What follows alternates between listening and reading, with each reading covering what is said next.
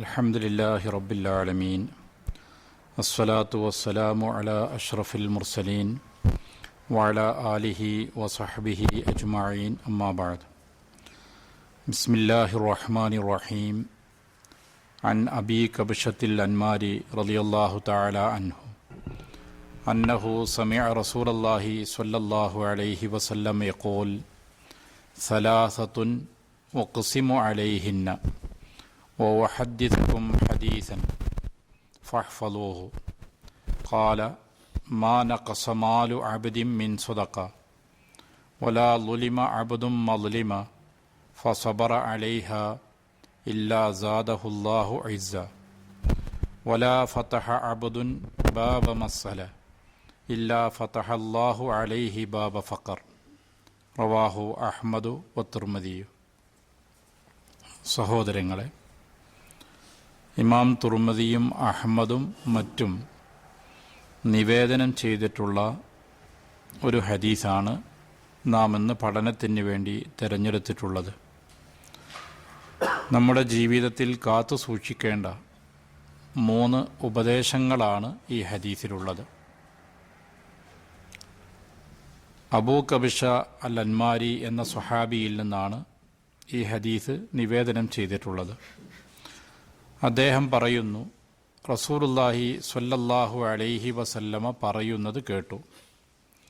സലാസത്തുൻ വഖ്സിമു അലൈഹിന്ന, 3 കാര്യങ്ങൾ സത്യം ചെയ്ത് നിങ്ങളോട് ഞാൻ പറയുന്നു. വഉഹദ്ദിസുകും ഹദീസൻ ഫഹ്ഫളൂഹു, നിങ്ങളോട് സുപ്രധാനമായ ഒരു വിവരം ഞാൻ പറയുകയാണ്. അത് നിങ്ങൾ കാത്തു സൂക്ഷിക്കണം, പഠിച്ച് മനസ്സിലാക്കി ഉൾക്കൊള്ളണം. ഈ ഒരു ആമുഖത്തോടു കൂടെയാണ് നബി സല്ലല്ലാഹു അലൈഹി വസല്ലം ഉപദേശിക്കുന്നത്. വളരെ പ്രധാനപ്പെട്ടതും സമൂഹത്തിൽ മനസ്സിൽ ഓർമ്മ വെക്കേണ്ടതുമായ ചില വിഷയങ്ങൾ വരുമ്പോൾ റസൂലുള്ളാഹി സ്വല്ലല്ലാഹു അലൈഹി വസല്ലം ശ്രദ്ധ ക്ഷണിക്കുന്ന വിധത്തിൽ ആമുഖമായി പറയുകയും ശേഷം കാത്തിരിക്കുന്ന ആളുകൾക്ക് മുമ്പിൽ വിഷയം അവതരിപ്പിക്കുകയുമാണ് ചെയ്യുക.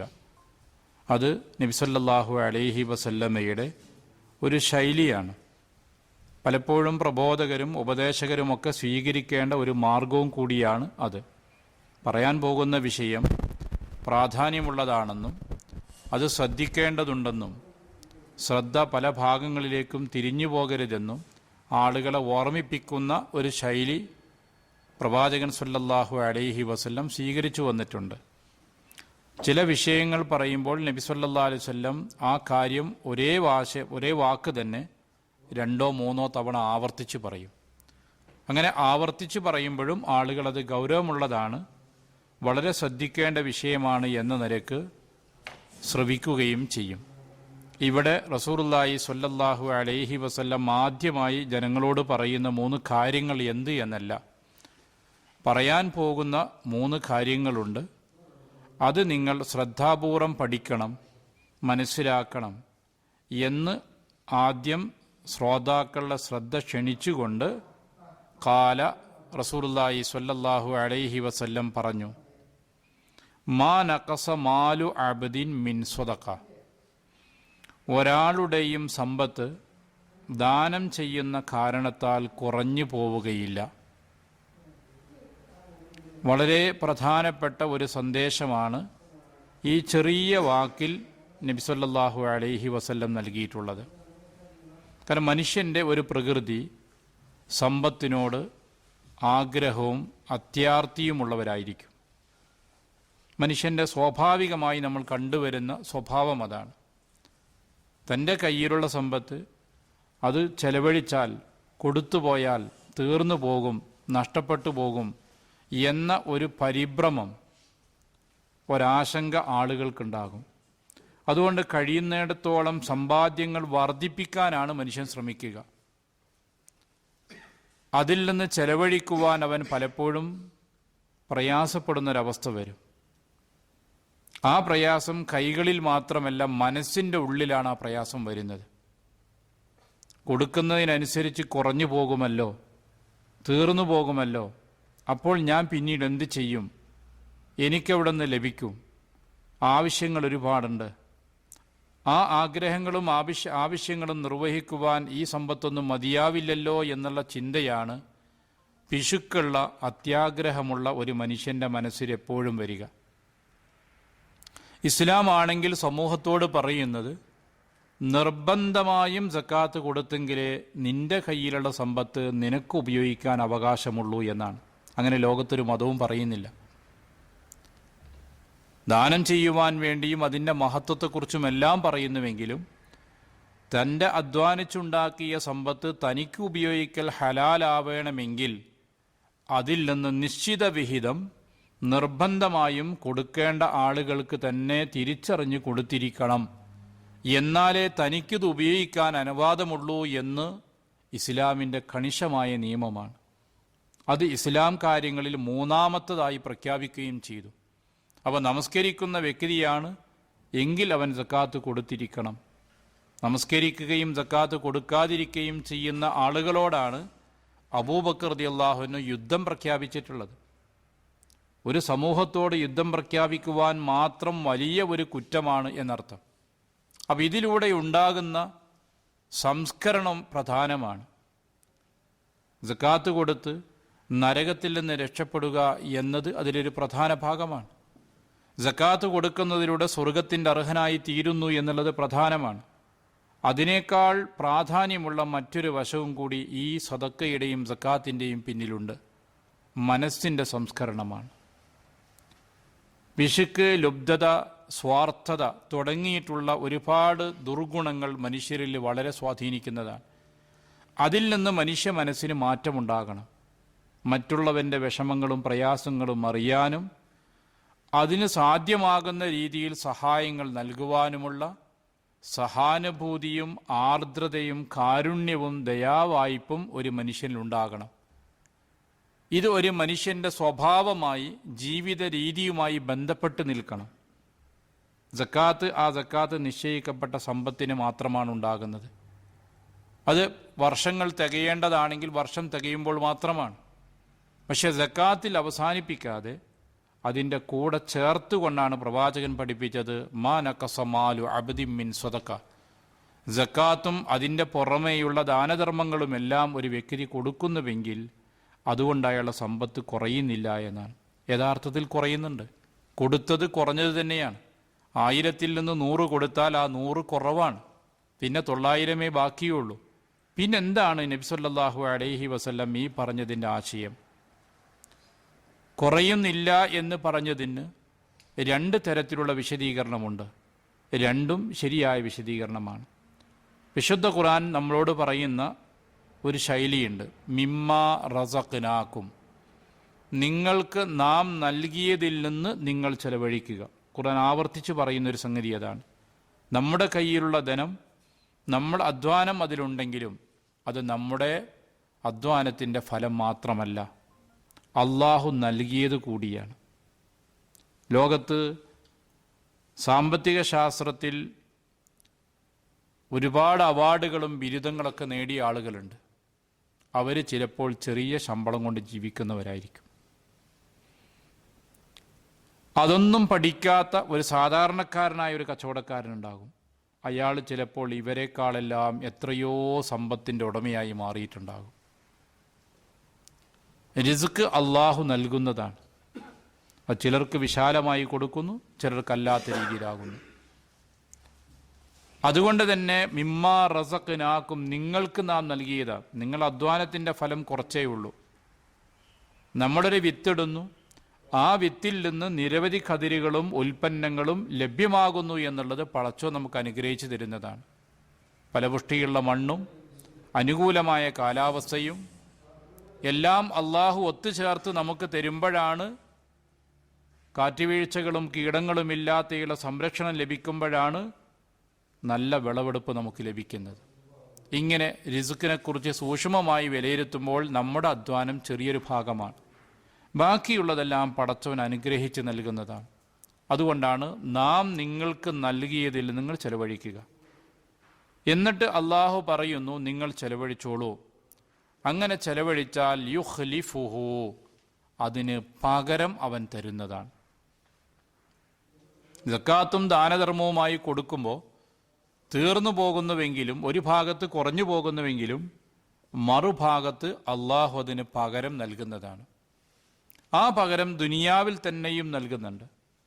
സക്കാത്തും ദാനധർമ്മവും ചെയ്യുന്ന ആളുകൾക്ക് അള്ളാഹുവിൽ നിന്നുള്ള ബർക്കത്ത്, അനുഗ്രഹം ലഭിക്കുകയും അയാൾക്ക് അള്ളാഹു വളർച്ചയും വികാസവും സാമ്പത്തിക മേഖലയിൽ അനുഗ്രഹിച്ചു കൊടുക്കുകയും ചെയ്യും. അത് ഈ ദുനിയാവിൽ തന്നെ കിട്ടുന്ന ചില നേട്ടങ്ങളാണ്. പരലോകത്ത് അതിൻ്റെ പ്രതിഫലം അള്ളാഹു അവശേഷിപ്പിക്കുന്നുണ്ട്. ഈ ദാനം ചെയ്തതൊന്നും നഷ്ടമാകുന്നില്ല. ചെയ്ത ഓരോ ദാനത്തിനും അള്ളാഹുവിൻ്റെ അടുക്കൽ മഹത്തായ പ്രതിഫലം അവിടെ അവശേഷിക്കുന്നുണ്ട്. ഒരു പക്ഷേ അതായിരിക്കും നമ്മുടെ സമ്പത്തിൽ ബാക്കിയുണ്ടാവുക. ഇപ്പോൾ നബി സല്ലല്ലാഹു അലൈഹി വസല്ലമയുടെ വീട്ടിൽ ആടറുത്ത് അത് ദാനം ചെയ്യുവാൻ വേണ്ടി നബി സല്ലല്ലാഹു അലൈഹി വസല്ലം പറഞ്ഞു. കുറച്ച് സമയം കഴിഞ്ഞ ശേഷം നബി സല്ലല്ലാഹു അലൈഹി വസല്ലം വീട്ടിലേക്ക് വന്നു. ആയിഷ റളിയല്ലാഹു അൻഹയോട് ചോദിച്ചു, എന്തായി ആടിൻ്റെ കാര്യം? അപ്പോൾ ആയിഷ റളിയല്ലാഹു അൻഹ പറഞ്ഞു, ഒരു കെത്തുഫ് മാത്രം ഇവിടെ ബാക്കിയുണ്ട്, ഒരു കാലൊരു കുറക് ബാക്കിയുണ്ട്, ബാക്കിയുള്ളതെല്ലാം കൊടുത്തു കഴിഞ്ഞിരിക്കുന്നു, എല്ലാം തീർന്നിരിക്കുന്നു.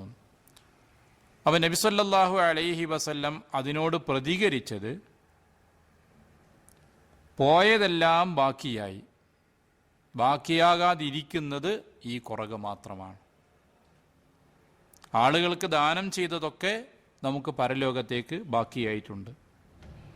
നമ്മുടെ വീട്ടിൽ ബാക്കിയായിരിക്കുന്നത് അതാണ് ബാക്കിയാവാത്തത്. ഇതാണ് പ്രവാചകൻ സല്ലല്ലാഹു അലൈഹി വസല്ലം അതിനോട് പ്രതികരിച്ചത്. അപ്പോൾ ആ പ്രതികരണം ശ്രദ്ധേയമാണ്.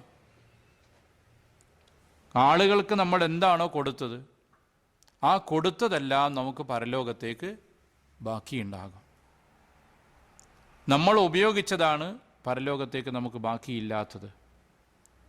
അങ്ങനെ തിരിച്ചാണ് പ്രവാചകൻ സല്ലല്ലാഹു അലൈഹി വസല്ലം ആ കാര്യത്തെക്കുറിച്ച് പറഞ്ഞത്. അപ്പം അതുകൊണ്ട് തന്നെ നമ്മൾ എന്ത് ദാനം ചെയ്താലും ചെയ്ത ദാനം നമുക്ക് നഷ്ടമല്ല, അത് പരലോകത്തേക്ക് ബാക്കിയുണ്ടാകും. അത് കൊടുത്തതിനെ എത്രയോ ഇരട്ടിയായി പ്രതിഫലമാക്കിയിട്ടാണ് അള്ളാഹു തരുന്നത്. നബി സല്ലല്ലാഹു അലൈഹി വസല്ലം പറയുന്നു, നിങ്ങളൊരു ചെറിയ സദഖ ചെയ്തു, ആ സദഖയെ അള്ളാഹു കുതിരക്കുട്ടിയെ എങ്ങനെയാണോ കുതിരക്കാരൻ വളർത്തുന്നത് അതേപോലെ വളർത്തി വളർത്തി കൊണ്ടുവരും. അങ്ങനെ അത് വലിയ ഒരു പ്രതിഫലമായിട്ട് അള്ളാഹുവിൻ്റെ അടുക്കൽ നമുക്ക് പരലോകത്ത് അവശേഷിക്കുമെന്നാണ്. അള്ളാഹുവിൻ്റെ മാർഗത്തിൽ ദാനം ചെയ്യുന്നതിനെ ഖുർആൻ ഉപമിച്ചതും വളരെ ശ്രദ്ധേയമാണ്. ചില പള്ളികളിലൊക്കെ നമ്മൾ കയറി ചെന്നാൽ കാണാൻ കഴിയും ഒരു കലണ്ടർ. സദക്കയെക്കുറിച്ച് പരിചയപ്പെടുത്തുന്ന കലണ്ടർ ആയിരിക്കും. അവിടെ നമ്മൾ കാണുന്നത് കതിരുകൾ വിളഞ്ഞു നിൽക്കുന്ന ഒരു ചിത്രമാണ്. ആ ചിത്രം ഖുർആൻ നമുക്ക് പഠിപ്പിച്ചതാണ്. അള്ളാഹുവിൻ്റെ മാർഗത്തിൽ ദാനം ചെയ്യുന്നവരുടെ ഉപമ കമസലി ഹബ്ബത്തിൻ അമ്പത്തത്ത് സബഅ സനാബില, ഒരു വിത്ത് നട്ടു, അതിൽ നിന്ന് 7 കതിരുകളുണ്ടായി, ഓരോ കതിരിലും 100 ഹബ്ബ, 100 വീതം വിത്തുകളുണ്ടായിട്ടുണ്ട്. ഇതുപോലെയാണ് ദാനം ചെയ്യുന്നതിൻ്റെ ഉപമ എന്നാണ്.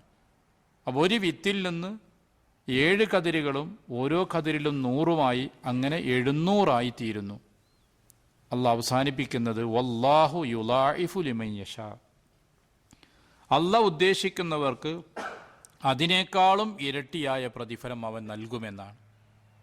അപ്പോൾ ഒരു ദാനമാണ് ചെയ്തതെങ്കിലും, ഒരു വിത്താണ് ദാനം ചെയ്തതെങ്കിലും, ആ ഒരു വിത്തിൽ നിന്ന് 700 ഇരട്ടിയും അതിനേക്കാളും വർദ്ധിപ്പിച്ചുകൊണ്ടാണ് അള്ളാഹു ദാനത്തിന് നൽകുന്ന പ്രതിഫലം പറഞ്ഞത്. നബി സല്ലല്ലാഹു അലൈഹി വസല്ലം പറഞ്ഞു, നിങ്ങൾ ദാനം ചെയ്യുക, അള്ളാഹുവിൻ്റെ കോപത്തെ ശമിപ്പിക്കുന്നതും നരകത്തിൽ നിന്ന് നിങ്ങൾക്ക് മോചനം നൽകുന്നതുമാണ് എന്നാണ്. അപ്പോൾ ഓരോ ആളുകളുടെയും സാമ്പത്തികവും സാഹചര്യവും ചുറ്റുപാടും അനുസരിച്ച് ആവശ്യക്കാരൻ ഉണ്ട് എന്ന് തിരിച്ചറിയുന്ന ഘട്ടത്തിൽ സാധ്യമാകുന്ന സദഖകൾ കൊടുക്കുക. അത് ഇഖ്ലാസോടുകൂടെ കൊടുക്കുക. ചില ഘട്ടങ്ങളിൽ പരസ്യമായി കൊടുക്കൽ ആവശ്യമായിട്ട് വരും. ആളുകൾക്കൊരു മാതൃക കാണിച്ചു കൊടുക്കേണ്ട സന്ദർഭമാണെങ്കിൽ, അതേപോലെ പൊതുവായിട്ടുള്ള എന്തെങ്കിലും ഫണ്ടുകൾ ശേഖരിക്കുന്ന സന്ദർഭങ്ങളിലൊക്കെ പരസ്യമായിട്ടായിരിക്കും ആ കാര്യം ചെയ്യാൻ സാധിക്കുന്നത്. അങ്ങനെ ചെയ്താൽ കുറ്റകരമൊന്നുമല്ല. വൈൻ തുബുദു, നിങ്ങൾ പരസ്യമായി ചെയ്താൽ അതും നല്ലത് തന്നെയാണ്. വൈൻ തുഖ്ഫുഹ, രഹസ്യമായിട്ടാണ് ചെയ്യുന്നതെങ്കിൽ അതാണ് കൂടുതൽ പ്രശംസനീയം. കൂടുതൽ ഇഖ്ലാസ് ഉള്ളത് അതാണ്. രഹസ്യമാണെങ്കിലും പരസ്യമാണെങ്കിലും അള്ളാഹുവിൻ്റെ പ്രീതി ആഗ്രഹിച്ചുകൊണ്ട് നമ്മൾ സദക്ക കൊടുത്താൽ ആ സദക്ക ഒരിക്കലും നഷ്ടമല്ല. ദുനിയാവിൽ അതിൻ്റെ പരിണിത ഫലമായി അള്ളാഹു അനുഗ്രഹങ്ങൾ വർദ്ധിപ്പിച്ചു തരും. പരലോകത്ത് അള്ളാഹു അതിന് പ്രതിഫലം അവശേഷിപ്പിക്കും. നമ്മുടെ കൊടുക്കുമ്പോഴുള്ള ഇഖ്ലാസും അതിൻ്റെ ഗുണങ്ങളും അനുസരിച്ചുകൊണ്ട് അള്ളാഹു അതിൻ്റെ പ്രതിഫലങ്ങൾ ഇരട്ടിയായി നൽകുകയും ചെയ്യും. മാത്രവുമല്ല, ഒരു അത്യാവശ്യക്കാരനാണ് നമ്മൾ സഹായിച്ചതെങ്കിൽ, സഹായം കിട്ടുവാൻ വേണ്ടി ഏറെ ബുദ്ധിമുട്ടി നിൽക്കുന്നൊരു ഘട്ടത്തിലുള്ള വ്യക്തിയെ തിരിച്ചറിഞ്ഞ് കൊടുത്തതാണെങ്കിൽ മനസ്സറിഞ്ഞുള്ള അയാളുടെ പ്രാർത്ഥനയുണ്ടാകും, ആ കുടുംബത്തിൻ്റെ പ്രാർത്ഥനയുണ്ടാകും. അത് മനസ്സിൽ തട്ടിയുള്ള പ്രാർത്ഥനയാണ്. നമ്മുടെ ജീവിതത്തിൽ നമുക്ക് ലഭിക്കുന്ന അനുഗ്രഹീതമായ പ്രാർത്ഥനകൾ ഒന്നായിരിക്കും അത്തരം ആളുകളുടെ, പാവപ്പെട്ടവരുടെ, ഫക്കീറന്മാരുടെ മനസ്സറിഞ്ഞുകൊണ്ടുള്ള പ്രാർത്ഥന. അത് നമ്മുടെ സാന്നിധ്യത്തിലുള്ള പ്രാർത്ഥനയല്ല. അവരുടെ നമസ്കാര ശേഷമോ അല്ലെങ്കിൽ തഹജ്ജുദ് നിസ്കരിച്ചിട്ടൊക്കെ അള്ളാഹുവിനോട് അവർ നടത്തുന്ന പ്രാർത്ഥനയാണ്. അത് വളരെ പ്രധാനപ്പെട്ട ഒരു നേട്ടമായിരിക്കും ഇങ്ങനെ ദാനം ചെയ്യുന്ന ആളുകൾക്ക് ലഭിക്കുന്നത്. അപ്പം അതുകൊണ്ട് തന്നെ മാ നഖസ മാലു അബ്ദിൻ മിൻ സദഖ, ഒരു തരത്തിലും ഒരാളുടെ സമ്പത്തിന് സദഖ കൊണ്ട് നഷ്ടം വരുന്നില്ല, കുറവ് വരുന്നില്ല. മറിച്ച് അള്ളാഹു അതിന് പരിഹാരമുണ്ടാക്കി തരികയും ആ സമ്പത്തിൽ ബർക്കത്ത് നൽകുകയും അതിലൂടെ പരലോകത്ത് ധാരാളം പ്രതിഫലങ്ങൾ നൽകുകയും ചെയ്യുന്നുണ്ട്. ഇത് നബി സല്ലല്ലാഹു അലൈഹി വസല്ലം സമൂഹത്തോട് പറഞ്ഞു. കാരണം മനുഷ്യൻ്റെ മനസ്സ് എപ്പോഴും പിശുക്കിലേക്കാണ് താല്പര്യമുണ്ടാവുക. കുറഞ്ഞു പോകുമോ, നഷ്ടപ്പെട്ടു പോകുമോ, തീർന്നു പോകുമോ എന്ന ആശങ്ക മനുഷ്യന് സ്വാഭാവികമായിട്ടുണ്ടാകും. അതിൽ നിന്ന് മനുഷ്യനെ മോചിപ്പിക്കുകയും ഈമാനിൻ്റെ ഗുണം, അള്ളാഹു നൽകിയതാണ് ഈ നിഅമത്ത് എൻ്റെ കയ്യിലുള്ളത്, പടച്ചവൻ നൽകി അനുഗ്രഹിച്ചതാണ്, അതുകൊണ്ട് അള്ളാഹുവിൻ്റെ മാർഗത്തിൽ ഞാനത് ചെലവഴിക്കുന്നത് അള്ളാഹുവിനോട് ചെയ്യുന്ന നന്ദി കൂടിയാണ്, പടച്ചവനോട് ചെയ്യേണ്ട ശുക്രാണ്, കടപ്പാടാണ്, അത് കൊടുത്താലോ അതും എനിക്കൊരു നഷ്ടമല്ല എന്ന ഒരു വിശ്വാസം, ഒരു ഈമാൻ ഒരു വിശ്വാസിയുടെ മനസ്സിലുണ്ടായാൽ സ്വാഭാവികമായും അവൻ പിശുക്കനായിരിക്കില്ല, അവൻ ഔദാര്യവാനായിത്തീരും. ഈ ഒരു സന്ദേശമാണ് പഠിപ്പിച്ചത്. അതുകൊണ്ടാണ് ഖുർആൻ നമ്മളോട് പറഞ്ഞത് മൻ ദല്ലദീ യുഖ്രിദുല്ലാഹ ഖർളൻ ഹസന, അള്ളാഹുവിന് ഏറ്റവും നല്ല കടം കൊടുക്കുവാൻ ആരുണ്ട് എന്ന ചോദ്യമാണ്. അള്ളാഹുവാണ് നമുക്കിതെല്ലാം തന്നത്, എന്നിട്ടും അള്ളാഹ് നമ്മളോട് ആവശ്യപ്പെടുന്നത് കടം തരണം എന്നാണ്. അത് പടച്ചവൻ്റെ മാർഗത്തിൽ ഏറ്റവും നല്ല കടമായിരിക്കണം. മനതൃപ്തിയോടുകൂടെ, സംതൃപ്തിയോടുകൂടെ, ഇഷ്ടത്തോടുകൂടെ, തിരിച്ചറിവോടുകൂടെ കൊടുക്കുന്ന കടം. മനസ്സുകൊണ്ട് വെറുത്തിട്ടോ സമ്മർദ്ദത്തിന് വഴങ്ങിയോ പേരും പ്രശസ്തിക്ക് വേണ്ടിയോ കൊടുക്കുന്ന കടമല്ല. ഈ ആയത്ത് അവതരിച്ചപ്പോൾ അബൂദ്ദഹദാ റളിയല്ലാഹു അൻഹു നബി സല്ലല്ലാഹു അലൈഹി വസല്ലം എടുക്കൽ വന്ന് പറഞ്ഞത്, എൻ്റെ സമ്പത്തിൽ എനിക്ക് ഏറ്റവും ഇഷ്ടപ്പെട്ടത് ഇതാണ്, ഈ തോട്ടമാണ്, ആ തോട്ടം ഞാൻ അള്ളാഹുവിൻ്റെ മാർഗത്തിലേക്ക് നൽകുന്നു എന്നാണ്. അത് അവരിലുണ്ടാക്കിയ പരിവർത്തനമാണ്. പടച്ചവൻ അങ്ങനെ ചോദിച്ചപ്പോൾ ആ ചോദ്യം ജീവിതത്തിൽ ആ സമയത്ത് തന്നെ ഉൾക്കൊള്ളാൻ മാത്രം വിശ്വാസം അവർക്ക് വർദ്ധിച്ചിരുന്നു.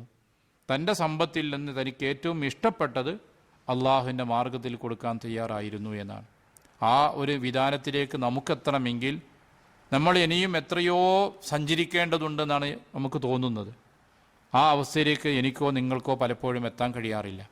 പക്ഷെങ്കിലും നമുക്ക് സാധിക്കാവുന്ന സന്ദർഭങ്ങളിൽ നമ്മുടെ ചുറ്റുപാടുകൾ അനുസരിച്ച് ആവശ്യക്കാരുണ്ടാകുമ്പോൾ അവരെ സഹായിക്കാനും കൊടുക്കാനും നമുക്ക് സാധിക്കണം. അങ്ങനെ കൊടുക്കുന്നത് പരലോകത്തേക്ക് നമുക്കുണ്ടാകണമെങ്കിൽ ഇഖ്ലാസോടുകൂടെ ചെയ്യുകയും വേണം. അതൊരു നഷ്ടമായിരിക്കില്ല എന്ന തിരിച്ചറിവും നമുക്കുണ്ടാകണം. രണ്ടാമത്തത് നബി സല്ലല്ലാഹു അലൈഹി വസല്ലം പ്രാധാന്യപൂർവ്വം ഓർമ്മിപ്പിച്ച കാര്യം, വലാ ളുലിമ അബ്ദുൻ മദ്ലമ, ഒരടിമയോട് മർദ്ദനം ചെയ്യപ്പെട്ടിട്ടുണ്ട്, മർദ്ദിതനാണ് വ്യക്തി. ഫസബറ അലൈഹ, എന്നിട്ടവൻ ക്ഷമ അവലംബിച്ചു. ഇല്ലാ സാദഹുല്ലാഹു ഇസ്സ, അള്ളാഹു അവന് ഇസ്സത്ത്, പ്രതാപം, അംഗീകാരം വർദ്ധിപ്പിക്കാതിരിക്കില്ല. നബി സല്ലല്ലാഹു അലൈഹി വസല്ലമയുടെ ശൈലി തിരിച്ചാണ്. അംഗീകാരം ലഭിക്കും, പ്രതാപമുണ്ടാകുമെന്നല്ല, പ്രതാപം അള്ളാഹു അവൻ അനുഗ്രഹിച്ച് നൽകുക തന്നെ ചെയ്യും, ഒരു സംശയവും അക്കാര്യത്തിൽ വേണ്ടതില്ല എന്നാണ്. ചില ആളുകളോട് അക്രമം ചെയ്തിട്ടുണ്ട്. അവന് ബോധ്യമാണ് അന്യായമായിട്ടാണ് എന്നോട് അപരൻ സംസാരിച്ചിട്ടുള്ളത്, അക്രമമായിട്ടാണ് എൻ്റെ സമ്പത്ത് അവൻ പിടിച്ചെടുത്തിട്ടുള്ളത്. എന്നെ ദേഹോപദ്രവം ചെയ്തതിന് ഒരു ന്യായവും അപരന് പറയാനില്ല. കൃത്യമായിട്ടും അവനറിയാം, തത്തുല്യമായി പ്രതികരിക്കാനുള്ള ശേഷി അവനുണ്ട്.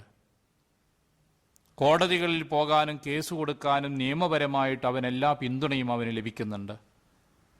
ഇങ്ങനെ പ്രതികരിക്കുവാനും തിരിച്ചടിക്കുവാനുമുള്ള എല്ലാ സാഹചര്യങ്ങളും ആ വ്യക്തിക്കുണ്ട്. എന്നിട്ടും ഫസബറ അലൈഹ, അവൻ ക്ഷമിച്ചു. ക്ഷമയുടെ മാർഗമാണ് സ്വീകരിച്ചത്, അവലംബിച്ചത്. തിരിച്ച് പ്രതികരിക്കുന്നില്ല, തിരിച്ചടിക്കുന്നില്ല. അങ്ങനെയാണെങ്കിൽ ഇല്ലാ സാദഹുല്ലാഹു ഇസ്സ, അള്ളാഹു ഈ വ്യക്തിക്ക് പ്രതാപം നൽകുകയാണ് ചെയ്യുക. അവൻ പ്രശംസിക്കപ്പെടുന്നവനായി മാറും. സമൂഹത്തിൻ്റെ ഇടയിൽ, കുടുംബത്തിൻ്റെ ഇടയിൽ ആ വ്യക്തി അംഗീകാരമുള്ളവനും പ്രശംസനീയനുമായി തീരും. അക്രമിയായ വ്യക്തിയെ നിന്ദ്യനാവുകയും പരാജയപ്പെട്ട വ്യക്തിയായിട്ട് മാറുകയും ചെയ്യുമെന്നാണ്. നബി സല്ലല്ലാഹു അലൈഹി വസല്ലമയെ കുറിച്ച് ആയിഷ റളിയല്ലാഹു പറയുന്നത്, അള്ളാഹുവിൻ്റെ നിയമങ്ങൾ ലംഘിച്ച സന്ദർഭത്തിലല്ലാതെ നബി സല്ലല്ലാഹു അലൈഹി വസല്ലം ഒരു പ്രതികാര നടപടിയും സ്വീകരിച്ചിട്ടില്ല. പ്രവാചകന് ഒരുപാട് ഉപദ്രവങ്ങൾ അനുഭവിക്കേണ്ടി വന്നിട്ടുണ്ട്. പലതരത്തിലുള്ള ആക്രമണങ്ങൾക്കും ഇരയായിട്ടുണ്ട്. അങ്ങേയറ്റം അധിക്ഷേപിക്കുകയും കുറ്റപ്പെടുത്തുകയും നബി സല്ലല്ലാഹു അലൈഹി വസല്ലമയ്ക്കെതിരെ കവിത പാടുകയും പ്രവാചകനെതിരെ പ്രസംഗം നടത്തുകയും ചെയ്ത ആളുകളൊക്കെയുണ്ട്. അത്രത്തോളം നബി സല്ലല്ലാഹു അലൈഹി വസല്ലമയുടെ ജീവിതത്തിൽ അനുഭവിച്ച, മനസ്സിന് വേദന അനുഭവിച്ച സന്ദർഭങ്ങളുണ്ടായിട്ടുണ്ട്. ശാരീരികമായ ഉപദ്രവങ്ങളും ചെയ്തിട്ടുണ്ട്. പ്രവാചകനെ വെട്ടിപ്പരിക്കേൽപ്പിച്ചവർ, കഴുത്തിൽ മുണ്ടിട്ട് മുറുക്കിയവർ, മുഖത്ത് തുപ്പിയവർ, അങ്ങനെ തുടങ്ങി നിരവധി ശാരീരിക ദ്രോഹം ചെയ്തിട്ടുള്ള ആളുകളുണ്ട്. നബി സല്ലല്ലാഹു അലൈഹി വസല്ലമയുടെ വിശ്വാസികൾ എന്നതിൻ്റെ പേരിൽ മാത്രം മുഅ്മിനീങ്ങൾ നിരവധി തവണ കൊല്ലപ്പെടുകയും ആക്രമിക്കപ്പെടുകയും മാട്ടിയോടിക്കപ്പെടുകയും ചെയ്തിട്ടുണ്ട്. ഇങ്ങനെയുള്ള സന്ദർഭങ്ങളിലെല്ലാം പ്രവാചകൻ സല്ലല്ലാഹു അലൈഹി വസല്ലം പൊതുവായി സ്വീകരിച്ചത്, തനിക്ക് വേണ്ടി ആരോടും പ്രതികാരം ചെയ്തിട്ടില്ല, ചോദിച്ചിട്ടില്ല. സാധിക്കുന്ന സന്ദർഭത്തിൽ പോലും ചെയ്തിട്ടില്ല. അതാണ് ആയിഷ റളിയല്ലാഹു അൻഹ പറയുന്നത്, പ്രവാചകൻ സല്ലല്ലാഹു അലൈഹി വസല്ലം തന്നെ അധിക്ഷേപിച്ചതിൻ്റെ പേരിലോ ദേഹോപദ്രവം ചെയ്തതിൻ്റെ പേരിലോ ഒരാളോടും ഒരു പ്രതികാര നടപടിയും സ്വീകരിച്ചിട്ടില്ല. അള്ളാഹുവിൻ്റെ നിയമങ്ങൾ ലംഘിച്ച സന്ദർഭത്തിൽ ഇസ്ലാമിക നിയമം അനുസരിച്ച് എന്താണോ അത് നടപ്പിലാക്കിയിട്ടുണ്ട്. ഇസ്ലാമിൻ്റെ ശിക്ഷാ നിയമങ്ങൾ നടപ്പിലാക്കിയിട്ടുണ്ട്. ഒരു മുസ്ലിം സമൂഹം എന്ന നിലക്ക് ആ സമൂഹത്തിൻ്റെ സുരക്ഷയ്ക്ക് അത് ആവശ്യമാണ്. ശത്രുക്കൾ യുദ്ധം പ്രഖ്യാപിക്കുമ്പോൾ അവിടെ ക്ഷമയുടെ മാർഗമല്ല സ്വീകരിക്കേണ്ടത്. യുദ്ധഭൂമിയിൽ പോരാട്ടം നടക്കുമ്പോൾ അവിടെ ആയുധം താഴെ വെക്കുകയല്ല മുസ്ലിങ്ങൾ ചെയ്യേണ്ടത്. അത്തരം സന്ദർഭങ്ങളിൽ അവിടെ ജിഹാദും അള്ളാഹുവിൻ്റെ മാർഗത്തിൽ ഷഹീദാകുമ്പോൾ ലഭിക്കുന്ന മഹത്തായ പ്രതിഫലവുമാണ് പ്രവാചകൻ സല്ലല്ലാഹു അലൈഹി വസല്ലം സമൂഹത്തോട് പറഞ്ഞത്. യുദ്ധഭൂമിയിൽ പ്രവാചകന്റെ സാന്നിധ്യവും വളരെ ശ്രദ്ധേയമായിരുന്നു. നേതൃത്വം നബി സല്ലല്ലാഹു അലൈഹി വസല്ലം തന്നെയായിരുന്നു. രണ്ടും രണ്ട് സാഹചര്യമാണ്. അപ്പോൾ സാധാരണഗതിയിൽ ഒരു വ്യക്തിയെ സംബന്ധിച്ചിടത്തോളം ആക്ഷേപങ്ങളോ കുത്തുവാക്കുകളോ വിമർശനങ്ങളോ കേൾക്കേണ്ടി വരികയോ അതേപോലെ ദേഹോപദ്രവങ്ങളോ മറ്റോ അനുഭവിക്കേണ്ടി വരികയോ ചെയ്യുമ്പോൾ അവിടെ ക്ഷമയുടെ മാർഗം സ്വീകരിക്കുകയാണ് ചെയ്യേണ്ടത്. അങ്ങനെ ക്ഷമിക്കാനാണ് ഒരാൾ തയ്യാറാകുന്നതെങ്കിൽ ഇല്ലാ സാദഹുല്ലാഹു ഇസ്സ, അള്ളാഹു എന്ന പ്രതിഫലം അനുഗ്രഹിച്ച് നൽകുന്നത് പ്രതാപമാണ് എന്നാണ്. സമൂഹത്തിൽ നമ്മൾ കണ്ടുവരുന്നതും അങ്ങനെ തന്നെയാണ്. അതൊരു കീഴടങ്ങലോ പരാജയപ്പെടലോ അടിയറവ് പറയലോ അല്ല, മറിച്ച് പ്രതാപമുണ്ട്, ചോദ്യം ചെയ്യുവാൻ നിയമപരമായ അവകാശമുണ്ട്, പ്രതികരിക്കുവാനുള്ള ശേഷിയുമുണ്ട്. എന്നിട്ടും അവൻ മാപ്പ് കൊടുക്കുകയും വിട്ടുവീഴ്ച ചെയ്യുകയും ചെയ്യുന്നെങ്കിൽ അതൊരു ഔന്നത്യത്തിൻ്റെയും ഉന്നതിയുടെയും സ്വഭാവ ഗുണമാണ്. അതൊരു വിശ്വാസിയുടെ സ്വഭാവ ഗുണമായിരിക്കണം. അതാണ് നബി സല്ലല്ലാഹു അലൈഹി വസല്ലം ഇതിലൂടെ നമുക്ക് നൽകുന്ന ഉപദേശം. റസൂലിൻ്റെ ചരിത്രത്തിൽ നമുക്കതിന് ധാരാളം ഉദാഹരണങ്ങൾ കാണാം. മഹാരഥന്മാരായ സഹാബികളുടെ ചരിത്രത്തിലും ഒരുപാട് സന്ദർഭങ്ങൾ ഇതുപോലുള്ളതുണ്ട്. ഒരിക്കൽ നബി സല്ലല്ലാഹു അലൈഹി വസല്ലം വളരെ വിഷമം അനുഭവപ്പെട്ട ഒരു സന്ദർഭമുണ്ടായിരുന്നു. ആ സന്ദർഭത്തിൽ നബി സല്ലല്ലാഹു അലൈഹി വസല്ലം പറഞ്ഞത് ലഖദ് ഊദിയ മൂസ, ഇതിനേക്കാളും കൂടുതൽ പ്രയാസപ്പെടുത്തിയിട്ടുണ്ട് മൂസാ നബി അലൈഹിസ്സലാമിനെ ഇസ്രായേൽ സമൂഹത്തിൽപ്പെട്ട ആളുകൾ. എന്നിട്ടും മൂസാ നബി അലൈഹിസ്സലാം ക്ഷമിക്കുകയാണ് ചെയ്തിട്ടുള്ളത്.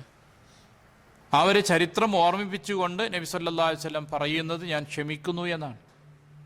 അതൊരു മാതൃകയാണ്. ആളുകളിൽ നിന്ന് കേൾക്കേണ്ടതല്ലാത്ത വാക്കുകൾ കേൾക്കുകയോ ശാരീരികമായ ഉപദ്രവം ഏൽക്കേണ്ടി വരികയോ ചെയ്യുന്ന ഘട്ടങ്ങളിൽ ക്ഷമിക്കാനും സഹിക്കാനും കഴിയുന്ന ഒരു മനോഭാവം. അല്ലാഹുമ്മ ഗ്ഫിർ ലി ഖൗമി ഫഇന്നഹും ലാ യഅലമൂൻ നബി സല്ലല്ലാഹു അലൈഹി വസല്ലമയുടെ പ്രാർത്ഥനയാണ്. ത്വായിഫിൽ നിന്ന് ആളുകൾ കല്ലെറിഞ്ഞ് നബി സല്ലല്ലാഹു അലൈഹി വസല്ലമയെ ആട്ടി ഓടിക്കുന്നു. പ്രവാചകന്റെ കാലിൽ നിന്ന് രക്തമൊഴുകുന്നു. തളർന്ന അവശനായിരിട്ടുണ്ട്. ഒരു മുന്തിരിത്തോട്ടത്തിൽ കയറി അവിടെ വിശ്രമിക്കുന്ന സന്ദർഭത്തിലാണ് മലക്കുകൾ വന്ന് ആ ത്വായിഫുകാരെ നശിപ്പിക്കുവാൻ വേണ്ടി നബി സല്ലല്ലാഹു അലൈഹി വസല്ലമയോട് ചോദിക്കുന്നത്. ത്വായിഫിലെ 2 പർവ്വതങ്ങളും പൊക്കിയെടുത്ത് ത്വായിഫ് ജനതയുടെ മോൾ വർഷിക്കുവാൻ താങ്കൾ ആഗ്രഹിക്കുന്നുവെങ്കിൽ ഞങ്ങൾക്കതിന് ചെയ്യുവാൻ പടച്ചവൻ്റെ അനുവാദമുണ്ടെന്ന് പറഞ്ഞു വന്നപ്പോൾ റസൂലുള്ളാഹി സ്വല്ലല്ലാഹു അലൈഹി വസല്ലം അള്ളാഹുവിനോട് പറയുന്നത് അല്ലാഹുമ്മ ഗ്ഫിർ ലി ഖൗമി ഫഇന്നഹും ലാ യഅലമൂൻ, അള്ളാഹുവേ എൻ്റെ ഈ സമൂഹത്തിന് നീ പുറത്തു കൊടുക്കണമേ, അവർ വിവരമില്ലാത്തവരാണ്. കാര്യങ്ങൾ എന്താണ് റിസാലത്ത്, എന്താണ് ഖുർആൻ, എന്താണ് ദീന്, ഇതൊന്നും മനസ്സിലാക്കാത്ത വിവരമില്ലാത്ത ജനങ്ങളാണ്. അതുകൊണ്ടാണ് അവർ എന്നോട് ഈ കാണിച്ച വിവരക്കേടും എന്നോട് കാണിച്ച അക്രമവും പുറത്തു കൊടുക്കണമേ എന്ന് പ്രാർത്ഥിക്കുകയുണ്ടായി. ഇത് നമ്മൾ തിരിച്ചറിയേണ്ട ഒരു മാതൃക കൂടിയാണ്. ചെറിയ ചെറിയ പ്രശ്നങ്ങൾ ഉണ്ടാകുമ്പോഴേക്കും കോപിക്കുന്നു, പ്രതികരിക്കുന്നു, അത് പ്രതികാരമായി തീരുന്നു.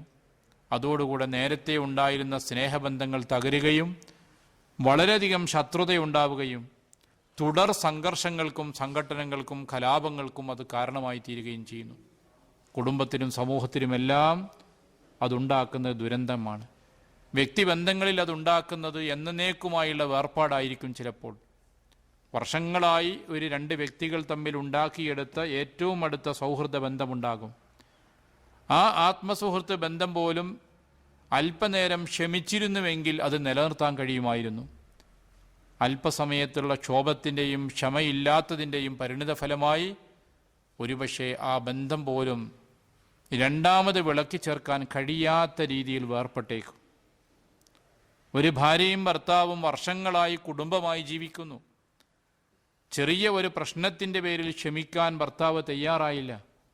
ഒറ്റയടിക്ക് അവനങ്ങ് പറയുന്നു ഞാൻ 3 ചൊല്ലിയിരിക്കുന്നു എന്ന്.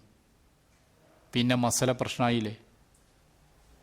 3 ചൊല്ലിയാൽ 1 തലാക്കാവോ 3 തലാക്കാവോ എന്തെല്ലാം ചർച്ചകളാണ്. മദ്ഹബ് പ്രശ്നം വരുന്നു. തിരിച്ചെടുക്കാൻ വേണ്ടി ഇനി എന്താ വഴിയുള്ളതെന്ന് ആലോചിക്കുന്നു. അപ്പോൾ സൂചിപ്പിക്കുന്നത് ക്ഷമ നമുക്ക് അനിവാര്യമാണ്. ജീവിതത്തിലെ ഏത് ഘട്ടത്തിലും ക്ഷമയുടെ പാത നമ്മൾ സ്വീകരിച്ചെങ്കിൽ മാത്രമേ വിവേകപൂർവ്വം കാര്യങ്ങളോട് സമീപിക്കാൻ കഴിയുള്ളൂ. ക്ഷമയറ്റുകൊണ്ടാണ് നമ്മൾ സംസാരിക്കുന്നതെങ്കിൽ അത് അസഹിഷ്ണുതയും സംഘർഷവും ഛിദ്രതയുമേ ഉണ്ടാക്കുകയുള്ളൂ. ഒരുപക്ഷെ ന്യായം നമ്മുടെ ഭാഗത്തായിരിക്കും. ഞാനല്ല തെറ്റ് ചെയ്ത് അവരാണ്, അവളാണ് തെറ്റ് ചെയ്തിട്ടുള്ളത്, അവനാണ് തെറ്റ് ചെയ്തിട്ടുള്ളത്. എൻ്റെ അടുത്ത് യാതൊരു തെറ്റുമില്ല, ന്യായം നമ്മുടെ ഭാഗത്താണ്. നമുക്ക് നിയമപരമായ അവകാശമുണ്ട്.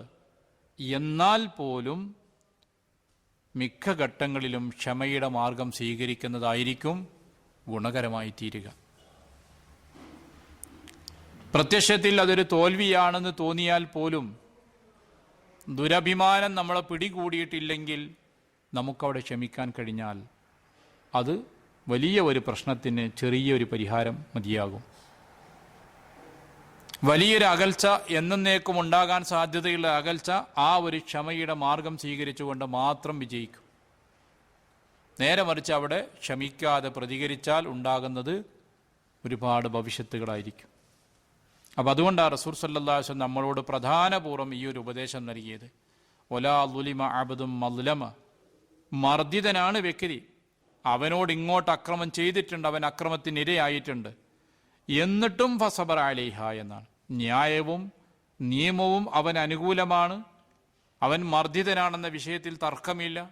എന്നിട്ടും ആ മർദ്ദനം സഹിക്കുകയും അവൻ ക്ഷമ അവലംബിക്കുകയും വിട്ടുവീഴ്ചയുടെ മാർഗം സ്വീകരിച്ചു. എന്നാൽ ഇല്ലാ സാദഹുല്ലാഹു ഇസ്സ, അവനാണ് പ്രതാപമുണ്ടായിരിക്കുക, അവനാണ് അംഗീകാരമുണ്ടാവുക. അത് അള്ള കൊടുക്കുന്നതാണ് എന്നാണ്. പടച്ചവൻ അവൻ അനുഗ്രഹിച്ചു കൊടുക്കുന്നതാണ്. അവർക്കിടയിൽ അയാളെക്കുറിച്ച് നല്ല അഭിപ്രായമുണ്ടാകും. കുടുംബത്തിൽ അയാളോട് മമതയും ഭവ്യതയും താല്പര്യവും ഉണ്ടാകും. ആ നിലക്ക് അയാൾക്കാണ് ഇസ്സത്തുണ്ടാവുക, അന്തസ്സുണ്ടാവുക എന്നാണ്. മൂന്നാമത്തെ ഉപദേശം, വലാ ഫതഹ അബ്ദുൻ ബാബ മസ്സല ഇല്ലാ ഫതഹ അല്ലാഹു അലൈഹി ബാബ ഫഖർ. ഏതൊരു മനുഷ്യൻ യാചനയുടെ കവാടം തുറക്കുന്നുവോ ഇല്ലാ ഫതഹ അല്ലാഹു അലൈഹി ബാബ ഫഖർ, ദാരിദ്ര്യത്തിൻ്റെ കവാടം അള്ളാഹുവിന് തുറന്നു കൊടുക്കാതിരിക്കില്ല. മറ്റുള്ളവരെ കയ്യിലുള്ളത് തനിക്ക് കിട്ടണമെന്ന് ആഗ്രഹിക്കുകയും അധ്വാനമില്ലാതെ അത് കയ്യിൽ എത്തിക്കുവാനുള്ള ഏറ്റവും നല്ല ഉപാധി എന്താ? യാചന തന്നെയാണ്. അതൊരു യാചന തൊഴിലായി സ്വീകരിച്ച ഒരുപാട് ആളുകൾ ഇന്നും നമ്മുടെ സമൂഹത്തിലുണ്ട്. കാലഘട്ടങ്ങൾക്കും സമൂഹത്തിനനുസരിച്ച് വേഷമാർ ഇങ്ങനെ വരും. റമദാൻ മാസമായാൽ തൊപ്പിയും വെള്ളവസ്ത്രവും ധരിച്ച വലിയൊരു സമൂഹം നമ്മുടെ കേരളത്തിലെ മുസ്ലിം പ്രദേശങ്ങളിലെല്ലാം കാണാം. മറ്റൊരു പ്രദേശത്തെത്തുമ്പോൾ അവർ മറ്റൊരു വേഷമായിരിക്കും. അവർ അസ്സലാമു അലൈക്കും എന്ന് പറയുന്നതിൻ്റെ അർത്ഥം തന്നെ വല്ലതും തരണേ എന്നുള്ള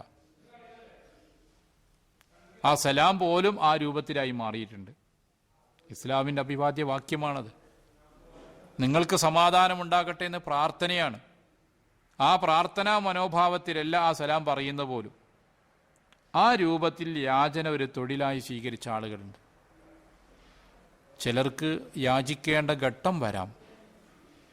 അള്ളാഹു നമുക്ക് കാത്തുരക്ഷിക്കുമാറാകട്ടെ. മനുഷ്യൻ്റെ അവസ്ഥ അങ്ങനെയാണ്. അപ്പോൾ നമ്മളൊരു വഴിയിൽ യാത്ര ചെയ്യുന്നു, കയ്യിലുള്ളെല്ലാം പോക്കറ്റടിച്ചു പോയി. നാട്ടിൽ പണമുണ്ട്, ബാങ്കിൽ പൈസ ഉണ്ട്, പക്ഷെ കാര്യമില്ല. ആഹാരം കഴിക്കണമെങ്കിൽ ആരുടെയെങ്കിലും സഹായമല്ലാതെ മാർഗമില്ല. എത്ര സമ്പന്നനായ വ്യക്തിയും ചില ഘട്ടത്തിൽ അങ്ങനെ സംഭവിക്കാം. ചില ആളുകളുടെ ജീവിതാവസ്ഥകൾ പ്രത്യക്ഷത്തിൽ കണ്ടാൽ നമുക്ക് നല്ല അവസ്ഥയാൻ തോന്നും. ഡ്രസ്സും സംസാരവും പെരുമാറ്റമൊക്കെ ഉഷാറായിരിക്കും. പക്ഷെ ജീവിതത്തിൻ്റെ സ്വകാര്യതകൾ ഇറങ്ങിച്ചെന്നാൽ അവർക്കൊരു പക്ഷെ ആഹാരം കഴിക്കാൻ പോലും സാധിക്കാത്തത്ര വിഷമത്തിലായിരിക്കും. വലിയ കടത്തിൽപ്പെട്ടവനായിരിക്കും. ഇന്നലെകളിൽ അവൻ വലിയ കച്ചവടക്കാരനാണ്. ഇന്നവൻ എല്ലാം വിറ്റ് കഴിഞ്ഞ് ഒന്നും ബാക്കിയില്ല, മുഴുവൻ കൊടുത്തിട്ടും കടം ബാക്കിയുള്ള വ്യക്തിയായി മാറിയിട്ടുണ്ടാകും. വലിയ രോഗം പിടിപെട്ട് ചികിത്സിക്കാൻ പണമില്ലാതെ വിഷമിക്കുന്നുണ്ടാകും. വലിയ വീടൊക്കെ ഉണ്ട്, പറഞ്ഞിട്ട് കാര്യമില്ല. അങ്ങനെയുള്ള ഘട്ടങ്ങളിൽ അയാളെ കണ്ടറിഞ്ഞ് സഹായിക്കേണ്ടത് സമൂഹത്തിൻ്റെ ബാധ്യതയാണ്, ഇസ്ലാമിക സമൂഹത്തിൻ്റെ ബാധ്യതയാണ്. അത്തരമൊരു സാഹചര്യത്തിൽ അയാൾക്ക് സക്കാത്ത് ഫണ്ടിൽ നിന്നും മറ്റുമൊക്കെ ചോദിക്കാനും ഇസ്ലാമികമായിട്ട് അവകാശമുണ്ട്. മാന്യതയും അന്തസ്സുമുള്ള ആളുകൾ പൊതുവെ തങ്ങളുടെ ജീവിതത്തിലെ പരിഭവങ്ങളും പരിവേദനങ്ങളും ആരോടും പറയാറില്ല. അത് അനുഭവിച്ച് അങ്ങനെ തീർക്കുകയാണ് ചെയ്യുക. അങ്ങനെയുള്ള മഹ്റൂമുകളുണ്ട്. അവരെക്കുറിച്ച് ആളുകൾക്കറിയില്ല, പക്ഷെ അവരെ നമ്മൾ കണ്ടറിഞ്ഞ് കൊടുക്കണമെന്നാണ് ഇസ്ലാം പഠിപ്പിക്കുന്നത്. അത്തരം വ്യക്തികൾക്ക് ചോദിക്കാൻ അർഹതയുണ്ട്, ചോദിച്ചാൽ അവർക്ക് കൊടുക്കേണ്ടതുമുണ്ട്. അങ്ങനെ ചില ഘട്ടങ്ങളിൽ മനുഷ്യർക്ക് മറ്റുള്ള ആളുകളെ ആശ്രയിക്കേണ്ടി വന്നേക്കാം.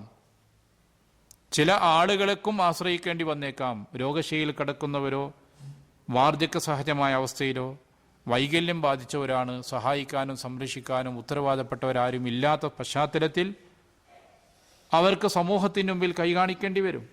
പക്ഷെ ഇസ്ലാം അവിടെ സംവിധാനം ചെയ്തത് അവർ യാചകരായി സമൂഹത്തിൽ ഇറങ്ങിനടക്കാനല്ല, അവരെ യാചിക്കാൻ പറയുവാൻ വേണ്ടി പള്ളി കമ്മിറ്റിയോട് കത്ത് കൊടുക്കാനല്ല. നിങ്ങൾ നാട് നിങ്ങളെ കൈകാട്ടി എല്ലാ വീടുകളിലും കയറി ഇറങ്ങിക്കോളൂ, അതിനുള്ള സർട്ടിഫിക്കറ്റ് ഞങ്ങൾ തരാം എന്ന് പറയുന്ന സംഘടനയല്ല ഇസ്ലാം പഠിപ്പിക്കുന്നത്. ഇസ്ലാം അവിടെ പഠിപ്പിക്കുന്നത് ഓരോ പ്രദേശത്തുമുള്ള സമ്പന്നരുടെ ബാധ്യതയാണ് ആ പ്രദേശത്ത് വിഷമിക്കുന്ന ആളുകളെ സഹായിക്കുകയും സംരക്ഷിക്കുകയും ചെയ്യുക. അതിനാണ് സക്കാത്ത് സെല്ല്, ബൈത്തുൽ മാല് ഇങ്ങനെയുള്ള സംവിധാനങ്ങൾ ഉണ്ടാക്കണമെന്ന് പറഞ്ഞത്. അത്തരം വ്യക്തികളെ അവരെ തന്നെ യാചകരായി പറഞ്ഞയക്കുകയല്ല വേണ്ടത്.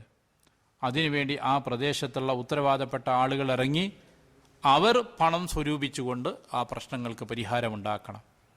ഇന്ന് നമ്മുടെ സമൂഹത്തിൽ പള്ളിക്കമ്മിറ്റി തന്നെയാണ് എഴുത്തു കൊടുക്കുന്നത്, യാചിക്കാൻ പോയിക്കോ എന്ന് പറഞ്ഞിട്ട്. അതും എന്തിനാണ്? ആ പിച്ചച്ചട്ടിയിൽ നിന്ന് മരുമകന് കൈയിട്ട് വാരാനാ. മിക്കവാറും ആളുകൾ ഇറങ്ങി നടന്ന് പിരിക്കുന്നത് കുട്ടികളെ കെട്ടിക്കാനുണ്ട്, ഒരു മാർഗവുമില്ല.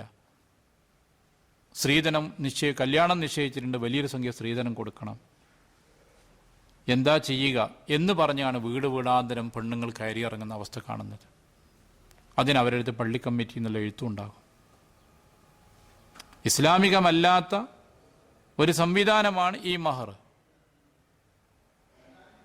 അങ്ങനെ ഒരു സംവിധാനം ഉണ്ടാക്കുകയും അതിന് മഹല്ല് കമ്മിറ്റിയുടെ സപ്പോർട്ടോടുകൂടെ യാചിക്കുവാൻ വേണ്ടി പറഞ്ഞയക്കുകയും ചെയ്യുന്നൊരവസ്ഥയാണ്. അതല്ലല്ലോ ഇസ്ലാം ചെയ്യേണ്ടത്. അപ്പോൾ സൂചിപ്പിക്കുന്നത്, ചില ഘട്ടങ്ങളിൽ ആളുകൾക്ക് മറ്റുള്ളവരെ ആശ്രയിക്കേണ്ടി വരും, സഹായം ചോദിക്കേണ്ടി വരും. അത് ഇസ്ലാം അനുവദിക്കുന്നുണ്ട്. അല്ലാത്ത രീതിയിൽ യാചന ഒരു തൊഴിലായി, ഒരു ഉപജീവന മാർഗമായി സ്വീകരിക്കുക. പരലോകത്ത് വരുമ്പോൾ അവൻ്റെ മുഖത്ത് മാംസം ഉണ്ടാവുകയില്ലെന്നാണ് നബി സല്ലല്ലാഹു അലൈഹി വസല്ലം നമ്മളെ പഠിപ്പിച്ചത്.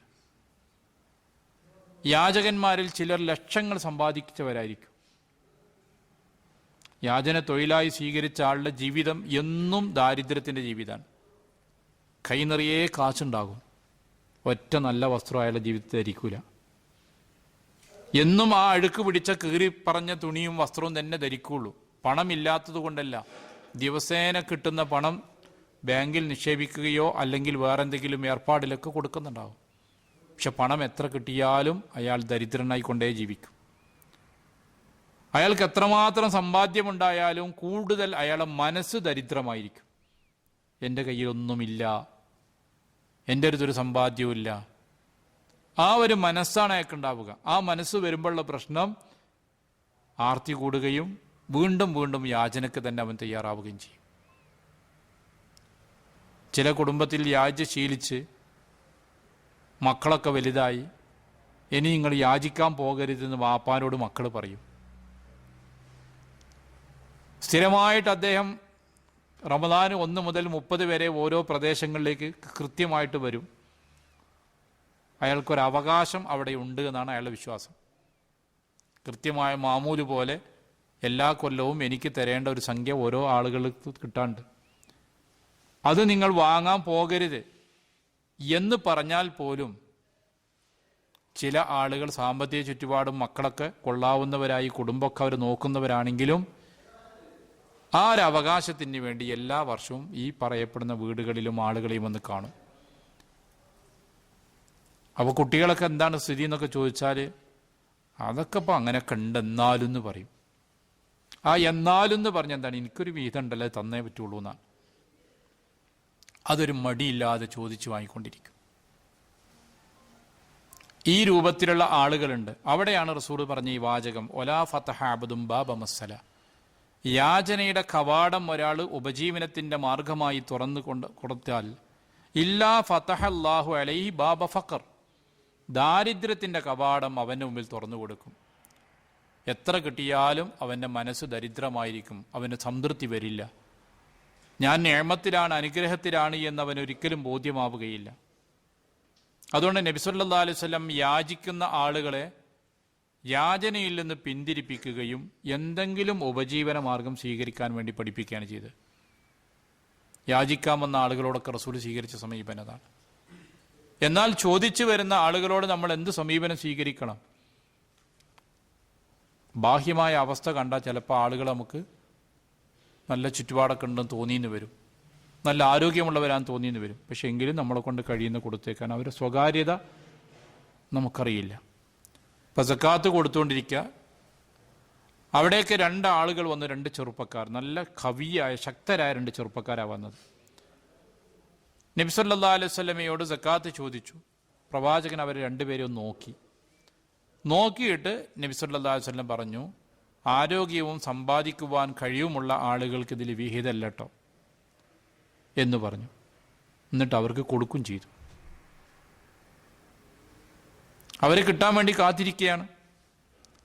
അപ്പോൾ ആരോഗ്യമുണ്ടവർക്ക്, ജോലി ചെയ്യാൻ കഴിവുണ്ട്, അതുകൊണ്ട് തികയാത്ത ഒരു പശ്ചാത്തലം അവർക്കുണ്ടായേക്കാം. അതുകൊണ്ട് ഉള്ളിലേക്ക് ഇറങ്ങിച്ചെന്ന് ചോദിച്ചറിയേണ്ട ആവശ്യമില്ല. വഅമ്മസ്സായില ഫലാ തൻഹർ, യാചിച്ചു വരുന്നുവെങ്കിൽ നിങ്ങൾ വിലക്കരുത്, വല്ലതും കൊടുത്തേക്കുക. കൊടുക്കാൻ സാധിക്കില്ലെങ്കിൽ കലിമത്തുൻ തയ്യിബ, നല്ല വാക്കുകൾ പറയുക. കാരണം അവരും അവരുടെ ജീവിതാവസ്ഥയും പടച്ചവനുമായിട്ട് ബന്ധപ്പെട്ടതാണ്. നമ്മളെ സംബന്ധിച്ചിടത്തോളം രഹസ്യങ്ങളൊന്നും നമുക്കറിയില്ല. അതുകൊണ്ട് ചോദിച്ചു വരുന്ന ആളുകൾ വരുന്ന രൂപവും ഭാവവും കണ്ടാൽ ചിലപ്പോൾ നമുക്ക് ഇങ്ങോട്ട് തരാൻ മാത്രം മതിയായവരാൻ തോന്നിയേക്കാം. പക്ഷെ ചിലപ്പോൾ അവരിറങ്ങി തിരിച്ചത് അത്രമാത്രം പ്രയാസപ്പെടുന്ന എന്തെങ്കിലും സ്വകാര്യ ദുഃഖങ്ങളോ വിഷമങ്ങളോ അവർക്കുണ്ടായിരിക്കാം. അതുകൊണ്ട് നമുക്ക് സാധിക്കുന്ന കൊടുത്തേക്കുക, ബാക്കി പടച്ചോനിലേക്ക് വിടുക. അതായിരിക്കണം നമ്മുടെ സമീപനം. ജോലി ചെയ്യാൻ കഴിവുള്ള ഒരു വ്യക്തിയാണെങ്കിൽ അവരോട് വല്ല ജോലിയിലേക്കും അവരെ തിരിച്ചുവിടാൻ നമുക്ക് സാധിക്കുന്നുവെങ്കിൽ അങ്ങനെയുള്ള കാര്യത്തിലേക്ക് അവരെ തിരിച്ചുവിടുക. ചോദിച്ചു വന്ന വ്യക്തിയോട് നബി സല്ലല്ലാഹു അലൈഹി വസല്ലം വീട്ടിൽ എന്താണെന്ന് ചോദിച്ചു. ഒരു വസ്ത്രമുള്ളതെന്ന് പറഞ്ഞു. ആ ഒരു വസ്ത്രം കൊണ്ടുവന്ന് ലേലം ചെയ്തു. ലേലം ചെയ്ത് വിറ്റ് കിട്ടിയ പൈസയില്ലെന്ന് അതിൽ ഒരു ഭാഗം കൊടുത്തിട്ട് നീ വസ്ത്രം വാങ്ങ്, മറ്റൊരു ഭാഗം മഴു വാങ്ങാനും പറഞ്ഞു. മരുഭൂമിയിൽ പോയി വിറക് വെട്ടി ജീവിക്കാൻ പറഞ്ഞു.